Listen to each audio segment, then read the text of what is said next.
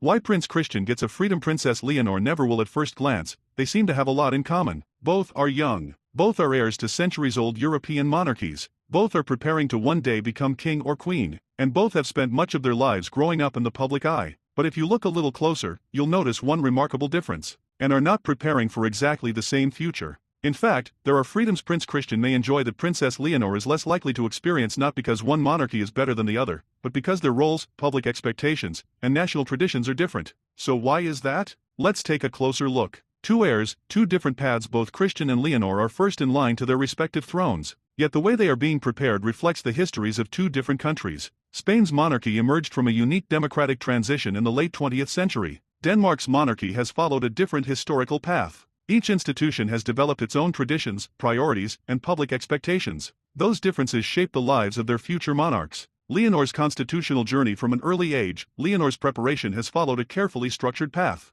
Academic education, international studies, military training, a constitutional oath before parliament, increasing official duties. Each milestone reflects Spain's emphasis on preparing the future head of state through visible public service. Her schedule is closely connected to constitutional responsibilities she may one day inherit. Christian's different preparation. Prince Christian is also preparing for future responsibilities, but Denmark's approach has allowed flexibility in the timing and sequence of some milestones. Like many young adults, he has been able to take time to consider the next stages of his education and training before assuming a fuller schedule of royal duties. That flexibility has attracted public attention, although it exists within Denmark's own constitutional and royal traditions. The weight of public expectation. One of the biggest differences may not come from official rules at all. It comes from public expectation. As Spain's future queen, Leonor is often viewed as the symbol of the monarchy's future. Every speech, every public appearance, every milestone, receives intense national and international attention. That level of scrutiny naturally limits the amount of privacy she can enjoy. Military training as a defining stage. Leonor's military education has become one of the defining chapters of her preparation. The demanding program reflects a long-standing Spanish tradition for future monarchs.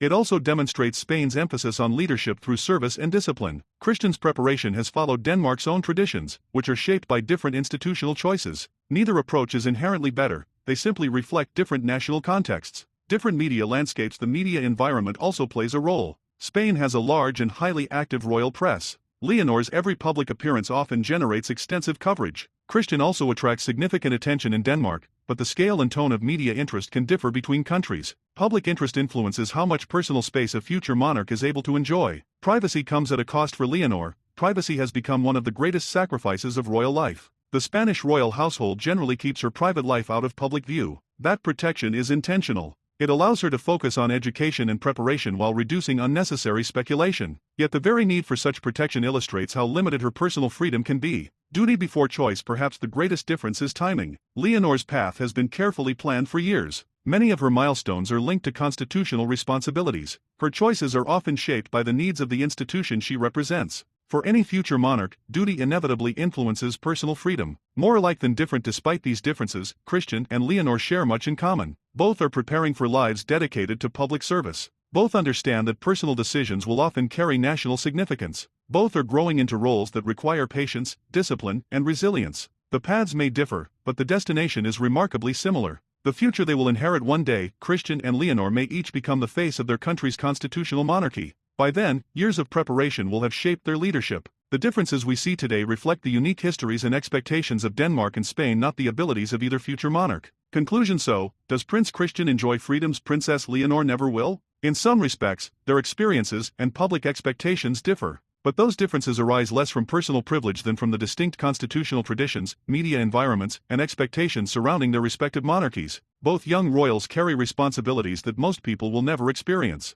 Both are preparing for lives of public service. And both will ultimately be judged not by the freedoms they had, but by how faithfully they served their countries. If you enjoyed this video, don't forget to like, subscribe, and turn on notifications for more fascinating stories about Europe's royal families. And let us know in the comments, which do you think shapes a future monarch more, the traditions of their country or their own personal character? Thank you for watching, and we'll see you in the next video.